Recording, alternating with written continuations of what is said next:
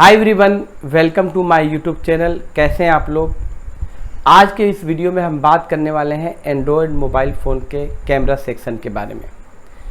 आज मेरे पास एक Xiaomi का Note 5A है और इसके अंदर प्रॉब्लम है कि कैमरा ऑन करने पर कैमरा फील्ड का एरर आता है। तो आज के इस वीडियो में हम देखेंगे कि ये जो फॉल्ट है इसको कैसे रिपेयर करते हैं, और इससे पहले मैं आपको इस फ़ोन का पूरा कैमरा सेक्शन को एक्सप्लेन करूंगा। इसकी जो 30 पिन की पिन कॉन्फ़िगरेशन है उसको मैं पूरी पिन बाय पिन आपको एक्सप्लेन करूंगा, ताकि आपको पता चलेगा कि किसी भी एंड्रॉयड फ़ोन का कैमरा सेक्शन कैसे काम करता है, उसमें कौन कौन से वोल्टेजेस आते हैं, कहाँ से उसके कनेक्शंस होते हैं, उसमें कौन सा प्रोटोकॉल काम करता है और उसके क्या फंक्शन होते हैं। इसके अलावा मैं आपको ये भी बता दूं कि कैमरा के अंदर काफ़ी सारी चीज़ें होती है, जैसे आपका MIPI इंटरफेस होता है जिसमें CSI लाइन होती है, कैमरा सीरियल इंटरफेस। इसके अलावा M क्लॉक की पिन होती है। इसके अलावा काफ़ी सारी वोल्टेजेस आती है, ऑटो फोकस की, AVDD, DVDD, ये सब चीज़ें कॉमन होती है। मतलब एक कैमरा के सेक्शन में अगर आप इन सब चीज़ों को पढ़ते हो तो दूसरे फ़ोन को भी आप जब रिपेयर करोगे, उसके सर्किट को आप स्टडी करोगे, तो यही चीज़ें आपको वहाँ भी मिलने वाली है। तो अगर इस मॉडल का आप कैमरे सेक्शन को अच्छे से स्टडी कर लेते हो तो आई होप आप दूसरे कैमरा सेक्शन को रिपेयर करोगे तो काफ़ी आपको हेल्प मिलने वाली है। इसके पहले जो मैंने वीडियोज़ अपलोड किए थे, जैसे कि लास्ट में नोकिया का नो पावर फॉल्ट, उसमें बक लाइन शॉर्ट थी।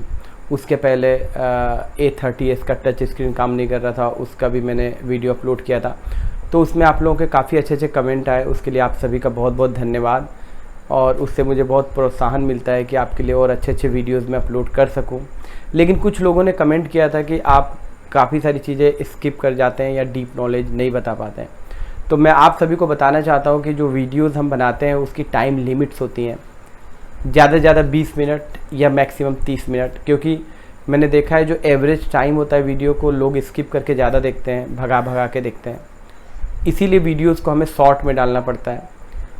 और इसके अलावा अगर कोई भी हम सेक्शन एक्सप्लेन कर रहे हैं, उसके अंदर कोई प्रोटोकॉल आ गया या कोई वोल्टेजेस आ गई या बक सर्किट आ गया, बूस्ट सर्किट आ गया, स्विचिंग सर्किट आ गया, तो इनको एक्सप्लेन करने में काफ़ी टाइम लगता है। और अगर हम इनको डीप में एक्सप्लेन करने लगेंगे तो जो हमारा मेन टॉपिक है उससे हम भटक जाएंगे और टाइम भी काफ़ी ज़्यादा हो जाएगा। इसीलिए यदि आपको किसी सेक्शन के बारे में डीप नॉलेज लेनी है, अच्छे से स्टडी करना है उसको डीप में, आपका इंटरेस्ट है, तो आप हमारे ऑफलाइन बैचेस को ज्वाइन कर सकते हो। डिस्प्ले पे दिए गए नंबर पर कॉल करके आप हमें ज्वाइन कर सकते हो, कॉल करके आप पता कर सकते हो। उसमें आपको काफ़ी अच्छे से काफ़ी टाइम मिलेगा चीज़ों को समझने का और करने का। इसके अलावा मैं आपको और बता दूं कि मैं और मेरी टीम हमेशा प्रयास में लगे रहते हैं कि जो सर्किट डायग्राम पे हम लोग मेन फोकस करते हैं कि हर सर्किट को हम स्टूडेंट्स को बहुत अच्छे से एक्सप्लेन कर सकें, ताकि लंबे समय तक फिर स्टूडेंट को फिर दूसरे किसी और इंस्टीट्यूट में स्टडी करने के लिए ना जाना पड़े। वो सर्किट डायग्राम से स्टडी करके अपने आप को टाइम टू टाइम अपडेट करते रहे। तो चलिए दोस्तों, स्टार्ट करते हैं। इस फ़ोन को देखते हैं कि इस फ़ोन में क्या फ़ॉल्ट है, और इस फ़ोन को रिपेयर करने के पहले सबसे पहले मैं आपको सर्किट डायग्राम में एक्सप्लेन करता हूँ कि हमारा कैमरा सेक्शन कैसे काम करता है। तो चलिए स्टार्ट करते हैं।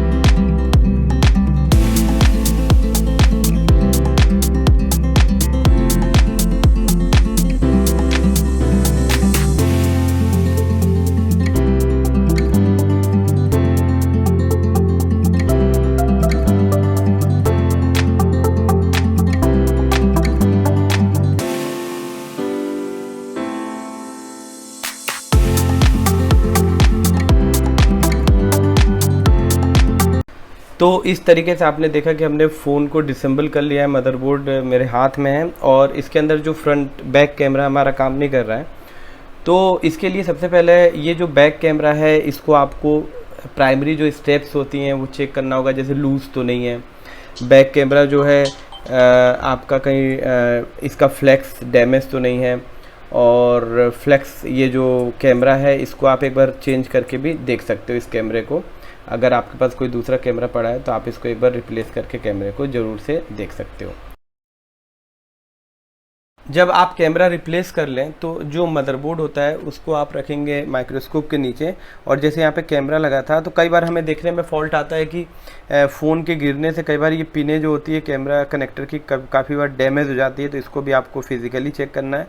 और इसके पास जो ये छोटे छोटे पार्ट लगे होते हैं इनको आपको एक बार देख लेना है, ये कोई क्रैक्ड या ब्रोकिंग तो नहीं है, तो ये सब फिज़िकली एक बार आप चेक कर लो। अगर ये सब करने के बाद भी प्रॉब्लम सेम है तब हम सर्किट के अंदर जाएंगे, हम समझेंगे कि ये जो कैमरा कनेक्टर लगा है इसमें कौन कौन सी सप्लाई हैं और सिग्नल्स आते हैं और कैसे कैमरा काम करता है, तो इसको आप बेहतर तरीके से रिपेयर कर पाओगे। तो चलिए पहले इस फ़ोन को कैमरा सेक्शन को रिपेयर करने के पहले मैं आपको पूरा इसका सर्किट एक्सप्लेन करता हूँ। तो जैसा कि आप देख सकते हैं कि मेरे पास Borneo schematic and hardware solution है, ये सॉफ्टवेयर है मेरे पास, और इसके अंदर आपने देखा है कि मैंने रेडमी का नोट 5A का स्कीमेटिक ओपन करके रखा हुआ है, और यहाँ पे आप देखेंगे इसका लेआउट है और यहाँ पे इसका हार्डवेयर सॉल्यूशन भी है, जिससे कि मैं आपको बहुत अच्छे तरीके से इसको समझा पाऊँ। तो सबसे पहले हम देखेंगे कि कैमरे को कौन कौन सी सप्लाई आती है किस पिन पे, और समझेंगे पूरी डिटेल कैमरा सेक्शन की। तो इसके लिए हमें सबसे पहले कैमरा सेक्शन में जाना होगा। तो देखिए कैमरा आपका यहाँ लगता है, ये इस पॉइंट पे लगता है, यहाँ पे इस कनेक्टर पे। तो इसका नंबर है J1302, इसको हम सिलेक्ट करते हैं और इसको स्कीमेटिक में जाके कॉपी करते हैं, और जैसे ही क्लिक करेंगे तो ये कैमरा कनेक्टर पे हम पहुँच जाएंगे। ये मेन कैमरा कनेक्टर है।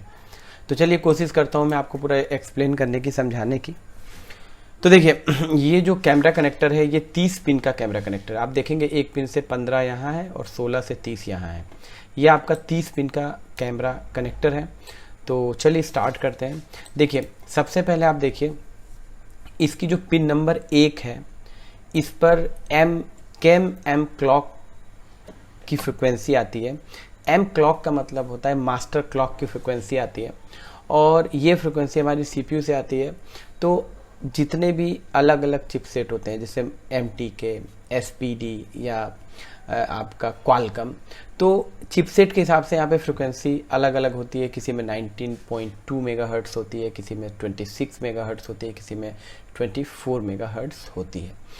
तो इस पर पिन नंबर 1 पे फ्रिक्वेंसी आती है। अब देखेंगे पिन नंबर 2, 5, 8, 11, 13 और 13, यहाँ तक ये पूरी पिनें आप देख सकते हैं पूरी ग्राउंड है यानी नेगेटिव है। ठीक है, अब यहाँ देखते हैं। यहाँ पे देखिए यहाँ पे पिन नंबर 3, 4, 6, 7, 9, 10, ठीक है 6 पिन।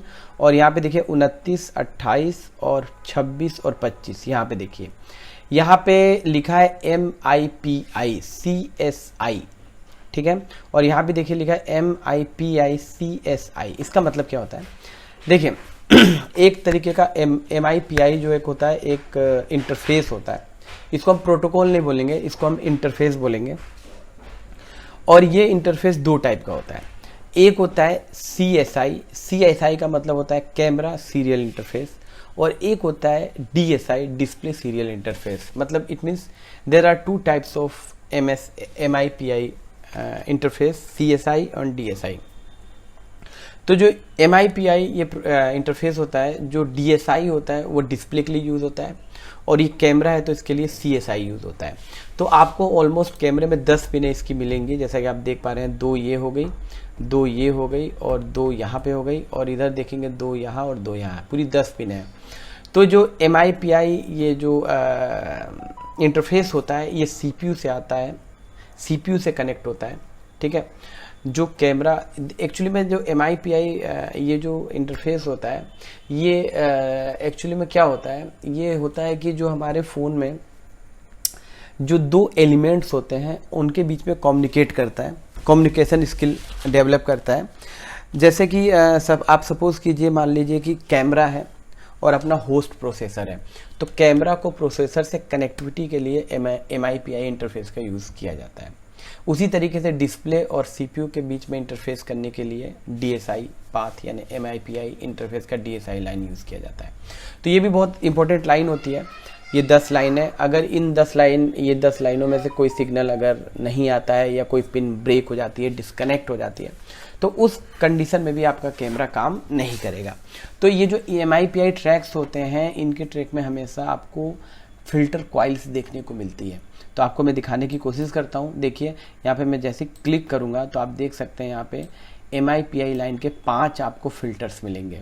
ये पैकेज कॉइल्स होती हैं, 2 कॉइल आपस में ज्वाइंट होती है। आपने देखा होगा कई सारे सर्किट्स में, डिस्प्ले के ट्रैक्स में भी ये सब लगे होते हैं। तो ये क्या होते हैं, जो सिग्नल CPU से रिसीव या ट्रांसमिट होते हैं, उनको ये फिल्टर करने का काम करते हैं, MIPI ट्रैक में लगे होते हैं। तो हर 2 ट्रैक में एक फिल्टर यहाँ पे लगा हुआ होता है। देखिए 5 फिल्टर हैं, ठीक है। तो फिर से वापस हम यहीं पे आते हैं। तो आपने देखा कि जब भी आप कैमरा रिपेयर करोगे तो आपको MIPI इंटरफेस जरूर मिलेगा, ठीक है, CSI। उसके बाद हम बात करते हैं, यहाँ पे नीचे आते हैं और यहाँ पे आप देखिए लिखा है VREG 117 L17 2P85, यानी यहाँ पे 2.85 वोल्ट की सप्लाई आती है। और ये जो सप्लाई आती है ना, ये देखिए पिन नंबर 12 पे आती है। तो थोड़ा सा इसकी डिटेल में आपको बता दूं। देखिए यहाँ पे लिखा है पिन नंबर 12 और यहाँ पे लिखा है AF पावर। AF पावर का मतलब क्या होता है, यहाँ देखिए ये पिन नंबर 12 पे जो 2.8 वोल्ट आती है ना, इसको AF पावर के नाम से जानते हैं। ऑटो फोकस पिन है। मतलब जब आप ऑटो फोकस करते हो, कैमरा को क्लिक करते हो, उस समय ये वोल्टेजेस आती है 2.8 ऑटो फोकस के लिए। और ये आपको हर कैमरा सेक्शन में ये वाली सप्लाई आपको मिलेगी ऑटो फोकस की। उसके बाद देखिए पिन नंबर 14 में आप देखेंगे एक कॉइल के थ्रू एक सप्लाई और आती है, जिसको हम बोलते हैं VREG L22P8, ठीक है। ये जो सप्लाई होती है 2.8 वोल्ट की सप्लाई होती है और इसका नाम क्या होता है, पिन नंबर 14 में यहाँ देख सकते हैं, इसका नाम होता है AVDD। आप जब भी कैमरा सेक्शन रिपेयर करोगे तो उसमें एक आपको नाम मिलेगा AVDD। ये एनालॉग वोल्टेज होती है जो कैमरा के लिए काफ़ी इंपॉर्टेंट वोल्टेज होती है। इस फ़ोन में ये AVDD वोल्टेजेस जो होती हैं ये पावर IC से आती है। और ये जो L17 2.8 है, ये जो ऑटो फोकस के लिए, ये भी पावर IC से आती है। लेकिन आपको ज़्यादातर फ़ोनों में ये वोल्टेज LDO से आती है, LDO से बन के आती है। 4 पिन का जो LDO लगा होता है उससे बन के आती है। लेकिन इस फ़ोन के अंदर ये पावर IC से सप्लाई आ रही है, ठीक है। अब यहाँ पे आप देखेंगे कैमरा सेक्शन में 2 वोल्टेजेस आपको हर कैमरा सेक्शन में मिलेगी, AVDD और DVDD। तो AVDD तो देख लिया आपने, अभी मैं बताऊंगा DVDD क्या होता है। तो AVDD ये एनालॉग सप्लाई होती है और DVDD यानी डिजिटल सप्लाई होती है। तो what is the differences between these two supplies, इसको फुल एक्सप्लेन अगर आपको डीप नॉलेज लेना है तो आप ऑफलाइन ज्वाइन करके इसके बारे में जान सकते हैं, क्योंकि अगर इसमें मैं बताऊंगा तो काफ़ी लंबा चैप्टर हो जाएगा। उसके बाद आगे हम बात करते हैं। तो यहाँ पे MIPI तो मैंने आपको बता ही दिया है। और यहाँ पे आप देख सकते हैं पिन नंबर 30, पिन नंबर 27 और पिन नंबर 24 और पिन नंबर 18, ये पूरी पिनें यहाँ पे देख सकते हैं ग्राउंड है, ठीक है। अब हम बात करते हैं, यहाँ पे नीचे आते हैं। आप देखिए ये जो पिन नंबर 21 है, यहाँ पे आप देखेंगे M कैम रीसेट।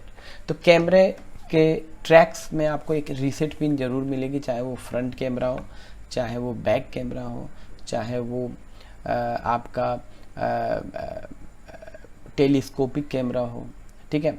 तो इसमें वाइड एंगल कैमरा हो, उसमें एक रीसेट पिन मिलेगी। ये रीसेट जो पिन होती है बार बार सिग्नल्स को रीसेट करने के लिए होती है, जो ये CPU से आती है, ये CPU से कनेक्टेड होती है। उसके बाद देखिए 20 और 19 नंबर पिन पे लिखा है cam I2C SDA, cam I2C clock. जैसे कि आपने जो पिछला अगर मेरा वीडियो देखा हो तो उस पर टच सेक्शन के बारे में मैंने एक्सप्लेन किया था, और उसमें भी मैंने आपको I2C प्रोटोकॉल के बारे में बताया था थोड़ा बहुत, क्योंकि ये अगर इसको डीप में बताऊंगा तो काफ़ी लंबा चैप्टर हो जाएगा, जो कि वीडियोस हमारे बहुत बड़े हो जाएंगे। तो ये जो कैम I2C होता है, SDA और S क्लॉक आपको जहाँ मिल जाए तो सीरियल डेटा और सीरियल क्लॉक, इसका मतलब होता है ये I2C प्रोटोकॉल होता है, ठीक है, जो कि दो मास्टर और स्लेब के बीच में जो भी डेटा का ट्रांसफ़र, जो भी कम्युनिकेशन होता है, ये इन दो प्रोटोकॉल्स के थ्रू होता है, जिसको हम I2C लाइन बोलते हैं, ठीक है। पहले क्लॉक आता है, उसके बाद डाटा का ट्रांसफ़र होता है। तो ये दो लाइन होती है जिसके थ्रू ये कैमरा और आपका जो प्रोसेसर है कम्युनिकेट करते हैं एक दूसरे से। और मैंने ये भी बताया था आपको टच सेक्शन में कि जो भी I2C लाइन्स होती हैं, इनके ट्रैक्स में 2.2 किलो ओम की रेजिस्टेंस के थ्रू, पुल अप रेजिस्टेंस के थ्रू 1.8 वोल्ट की सप्लाई दी जाती है, ठीक है। तो मैं आपको दिखाने की कोशिश करता हूँ। यहाँ पे मैं क्लिक करता हूँ और आप देखिए यहाँ पे कैमरा लिखा है, और यहाँ पे देखिए cam I2C data and cam I2C clock, ये दोनों ट्रैक्स जा रहे हैं CPU पे, ठीक है। और डेटा रिसीव एंड ट्रांसमिट होता है, तो इसीलिए इसका एरो आप देख सकते हैं अंदर की तरफ भी होता है और बाहर की तरफ भी होता है। तो क्या होता है कि ये जो लाइन है ये CPU से कनेक्ट होती है, ठीक है। लेकिन देखो आप इसके ट्रैक में आप देखो R1005 और इसके ट्रैक में R1006, 2.2 किलो ओम की दो रजिस्टर लगी है पुल अप, और उस पर 1.8 वोल्ट की सप्लाई दी जाती है। अगर ये पुल अप रजिस्टर खराब हो जाए तो भी इस कंडीशन में कैमरा आपका काम नहीं करेगा। उस कंडीशन में क्या होगा कि जो आपका होस्ट प्रोसेसर है उससे आपका कैमरा कम्युनिकेट नहीं कर पाएगा, और उस कंडीशन में आपका सर्किट काम नहीं करेगा, क्योंकि जितने भी डिजिटल सर्किट होते हैं उसके अंदर I2C प्रोटोकॉल होता है, ठीक है। तो कोई ना कोई प्रोटोकॉल होता है और कैमरा सेक्शन में I2C प्रोटोकॉल काम करता है। और आप देखिए कैम I2C ये आपका CPU में कनेक्ट हो जाता है। ये GPIO general purpose input output, ये प्रोसेसर होता है आपका। तो ये भी पिन काफ़ी इंपॉर्टेंट है कैमरे के लिए। अब आगे चलते हैं। उसके बाद ये देखिए, तो हमने देखा कि यहाँ पे दो पिन I2C हो गई, और उसके बाद पिन नंबर 17 देखिए। पिन नंबर 17 पे 1.8 वोल्टेजेस आती हैं VREG L61P8।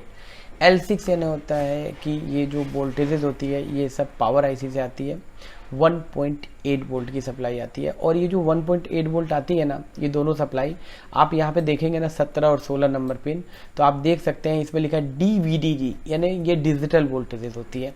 मतलब पिन नंबर ये 1.2 जो वोल्टेज आती है ये डिजिटल वोल्टेज होती है, DVDD, ठीक है।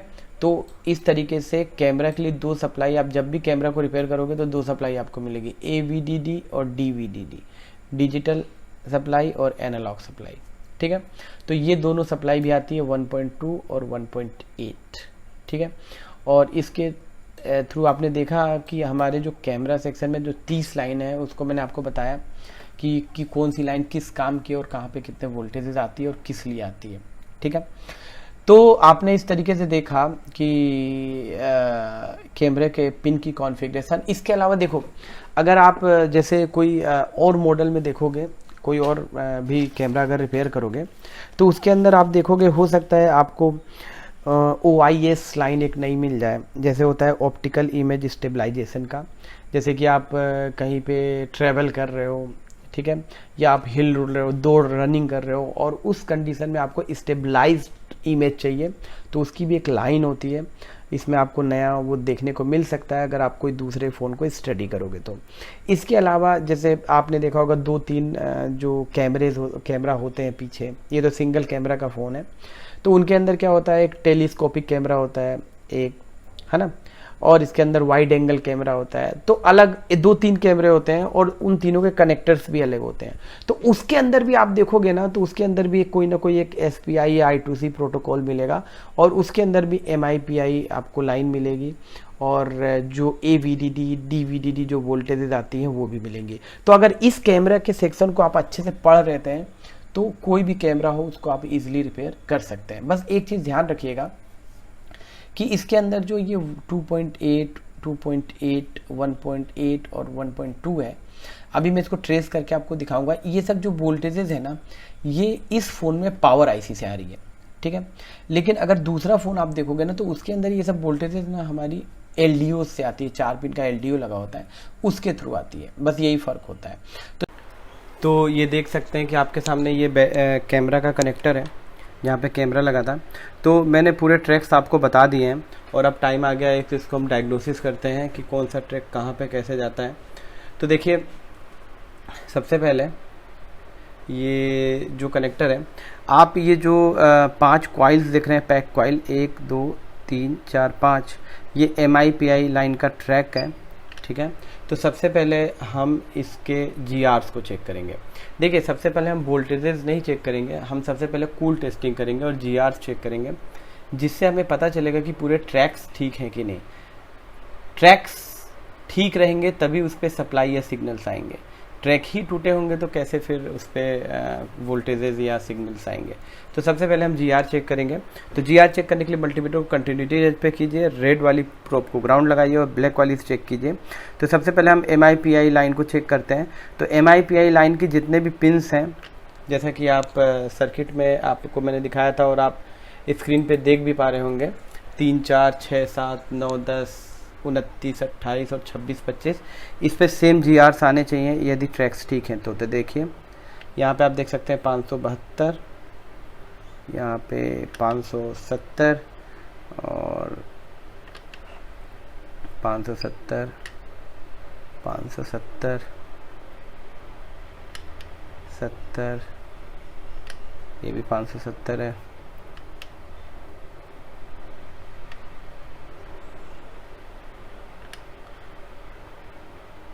ये देखिए, तो आप देख सकते हैं कि MIPI के पूरे ट्रैक्स पे GR आ रहे हैं, वैल्यूज़ आ रही हैं।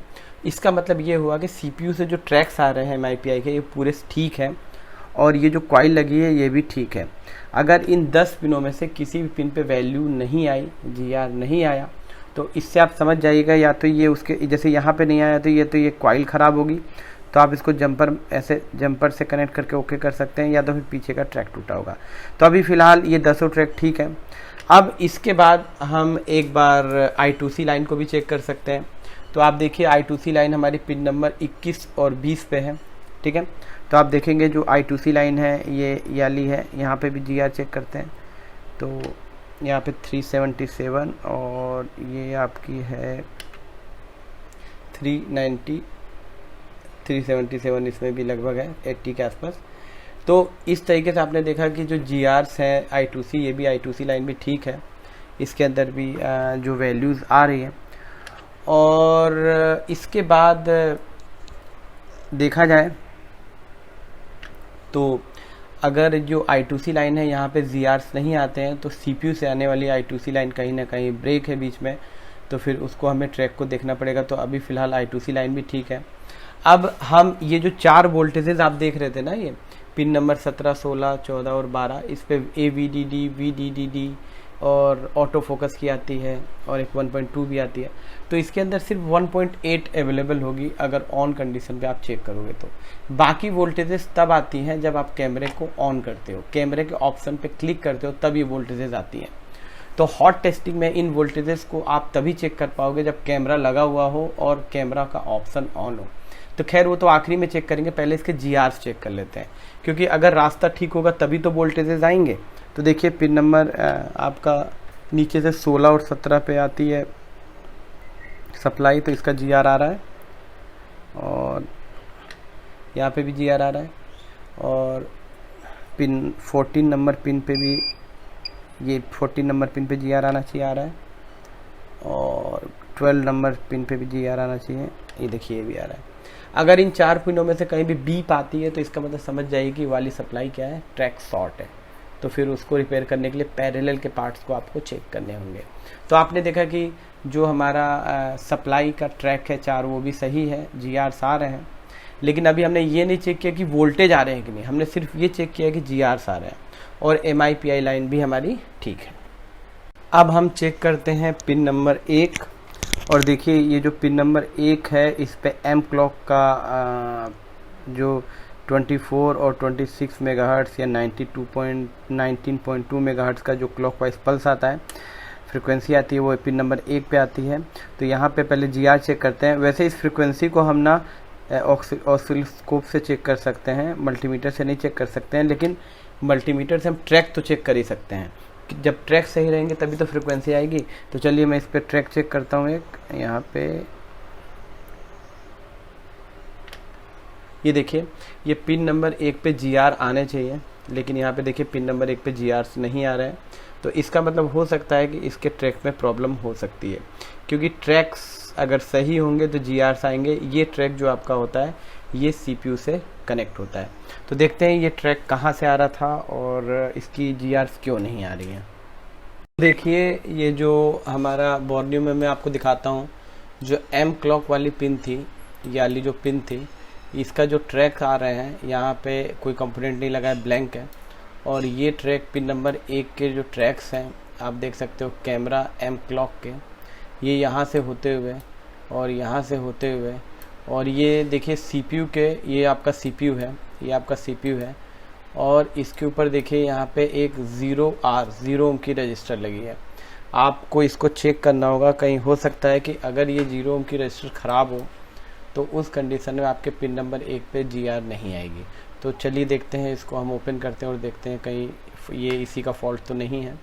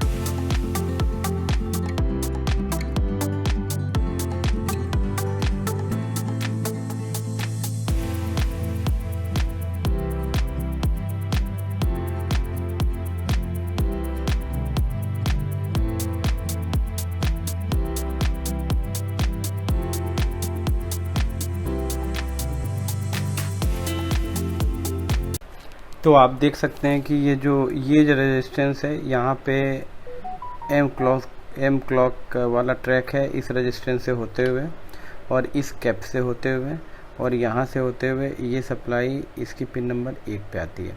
तो यहाँ पे हम एक बार GR चेक करके देखते हैं कि क्या कंडीशन है।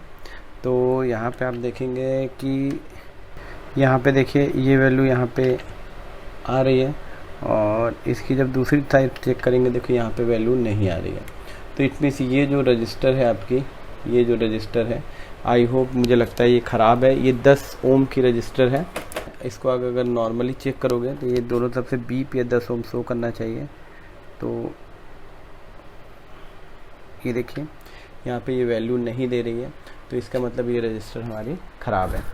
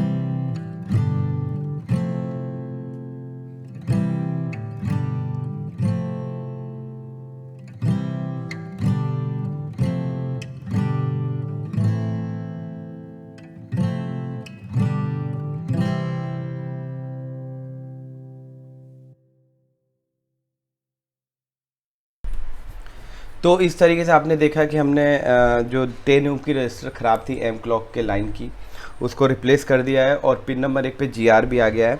तो अब इसमें हम कैमरा इंस्टॉल करते हैं और देखते हैं कि जो हमारा फॉल्ट था वो सही हुआ है कि नहीं। ये वाली रजिस्टर थी, आपने देखा ये वाली रजिस्टर थी।